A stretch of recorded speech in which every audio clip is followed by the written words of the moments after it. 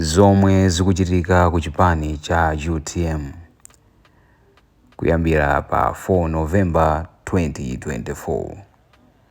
Chipanichi chidalengeza kudzera mwa mneneri wake a Felix Njawala kunena kuti ku tsiku lotseka kulandira ma nominations paper a anthu onse amene akufuna apikisane nawo pa maudindo osiyanasiyana ku chipanichi pa convention yawo imene ikubwera mwezi uno pa 17 imene izachitikire ku Mzuzu siku lake lotseka kulandira mapepala amenewa ndi pa 4 November.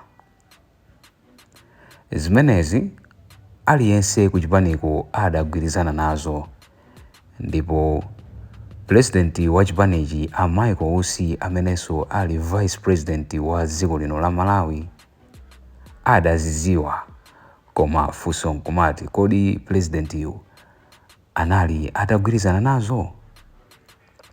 Tikubwerezeni mbuyo pamene adali ndi interview pa 2 November pa program ya exclusive interview imene imachitika pa Zodiac. President yu adayankhula zinthu zambiri zimene zikuonesa kuti ku chipaniko sakugwirizana, komanso anayankhula zinthu zina zimene iyeyo amanena kuti anthu ena kapena kuti akuluakulu aku chipaniku amamuda kuyambira kalekale malemu Saulos Claus Chilima ali moyo. Zimenezi ndi zimene adayankhula pa interview pamenepo. Zimene anayankhula Michael Usi, a Felix Njawala zinthu zina sadagwirizane nazo, ndipo adayankha kuti zimene afotokoza a Michael Usi pa interview yawo ya pa Zodiac zinazo sizoona, pakuti ma program ena akamachitika ku chipaniko amakhala akuwaziwisa ngati president wa chipani. Koma mukufotokoza kwa Michael Usi pa interview po anafotokoza kuti zinthu zina amangozionera pa forum kuti akuti ku chipaniko kuchitika chonchi. Iwo okhala president zinthu zina sachitidwa konzati. So tibwere ku nkhani ya ma nominations papers. Imeneyi iwowa amaiziwa koma samayankhulapo kanthu. Koma mukufotokoza kwawo iwowa pa interview po adanena kuti ndithu akayimira nawo upresidenti ndipo akapikisana nawo pa 17 November ku Mzuzu ku convention ya chipanichi cha UTM. Koma funso nkumati kodi iwowa sana kapereke chikalata chifukwa chani? Zimenezo kapena kuti limenelo ndi funso limene aliyense akuzifunsa kuti kodi a Michael Usi sadakapereke chifukwa chani.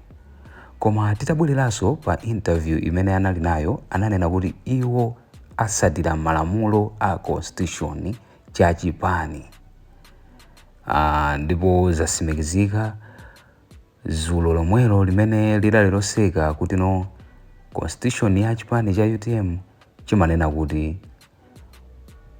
wina aliyense amene akufuna kukapikisana nawo pa mpando wa wina uliwonse mu chipanicho atha kukapereka ma nominations paper ake 2 days before, kapena kuti ngakhale atasala masiku awiri okuti convention ichitike.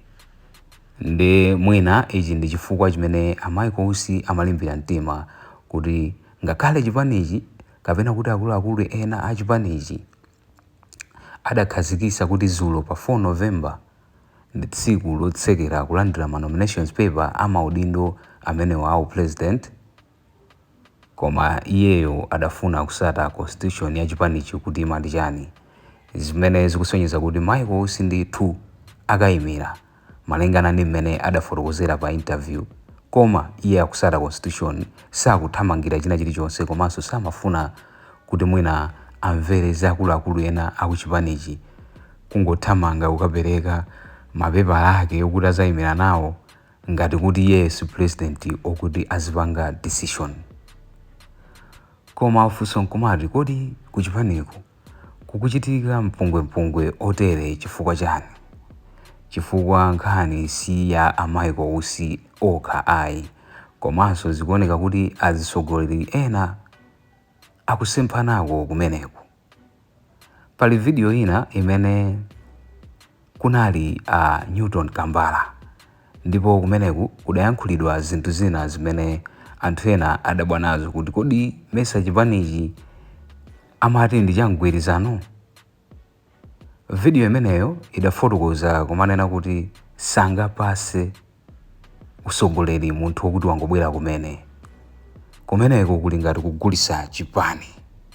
Ndipo video imeneyi ili paliponse, koma tipepese kuti video imeneyi ndi ya voice yochepa kapena kuti sidajambulidwe bwino, kasaundi kake sikamamveka bwino, koma kuti muimve ndithu tiyikebe mumvesese kuti kodi chikuchitika ku UTM ndi chani, ndipo anthu amenewa akuganiza motani, chifukwa padakali panono ndiye kuli ma president 6 amene akufuna kupikisana nawo pa mpando wa president. Funso nkumati kodi pa 17 November chipani cha UTM chizakhalebe cholimba akasachoka ku convention, pakuti onse akuonesa kuti mpando wa president ndiye akuufunisisa kwambiri. Taonelani video iyi imene imachitidwa cheya ndi a Newton Kambala, ndipo munthu wina adayankhulako motere kuwabakira mayi Makuta amenenso matsiku apitawa adayankhula zinthu zawo zimene zidazesa mpungwempungwe ku chipaniku. Chipagera mwamba ndinafuna ndiyankhule mauya kuti mayi Makuta amayankhula apa atata kunena chilungamo chokhuza ndi chipani cha UTM. Chipani cha UTM ine ngati mamuna ndapendile pano mbereze youth amene mane baba social media mane bana news mai, so you come to me directly nitange ndine diwe ndio kunena kuti chipani kisipasa mlendo sisi toka ilipasa mlendo ya hivi ya chipani cha UTM au bilisema pleti bilisema nyumba au kama ni hekari au tabela tunakupaza milioni kisipasa mlendo kikafuna isere tunao tunawaya aendelea tunawaya ndimafuna ndibereze mauya cholinga ojambula atimize paliana ena amene UTM sakuiziwa amadya boss amadya iza UTPP ndio akulimbana nizi mai iye kani yangu ya kumenezo I want to warn you mai Makutasali ekati ifenditini tusuwika ilipo gulu ifesi kupasa murendo kipali kimenezo sajenga murendo kipesa ndakale kutoro ngazani waraba pakalisi kuna milioni ndakuisibitisha tano uliya kutika dimata kutika atatu ushandaye nizi maiyai kabela kwa ile ngamene ni makasi ya ya kwa mbili ulienda wenye mameseji ichi kinana sera chini mapatika ngawa ichi kina kaona mwazi wa chini maji sipenga iyo sipenga vile sili kupasa mwingia yankule mauyawa yana kinachoka ife kumzizi unatuza kuti tisatiuke kupita kulongo nifuna nikope ndikaonekana sera saulo kuti mwazi yako unataikila pati mimi wake unatira pati ndesusa ndikufisedi onse amina kundifuna president mchule mmoja kandizatero kamuchula wina kugawanda wamai kamuchula wina ndani amina nakota ukaona penepana sera chima ile ni mmoja nda izonso ndi zina mwa nkhani zimene zikuchitika ku chipani chimenechi cha UTM. Komatu ku chipanichi tisayiwale kuti ngakhale kuchitika zimenezi convention yake ikhale pa 17 November 2024. Kodi azisogoleri amenewa akuganiza chani? Kodi azisogoleri amenewa akupangira zimenezi kampeni pamene akupita ku convention yawo? Awo ni mafunso ambiri amene Amalawi akukhala nawo. Taponyani makomenti anu timve mbali yanu ya nkhani kuti kodi inu mukuyimva motani. ndipo mwina chipani cha UTM chingachite kapena kuti chingatsate njira ziti kuti mwina chikhalebe cholimba atsogoleri asamasemphane zichewa pochita zinthu ku chipaniko. In other news, Vitumbiko Mumba akhale akuchita launch Northern Zone Basketball League, ndipo launch imeneyi ikachitikira ku Katoto Basketball Court 10 November 2024.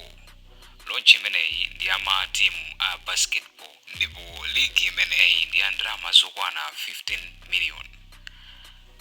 Anthu amene muli uzuzu ndipo muli ndi matimu a basketball, uwu ndi mwayi wanu usakuphonyeni.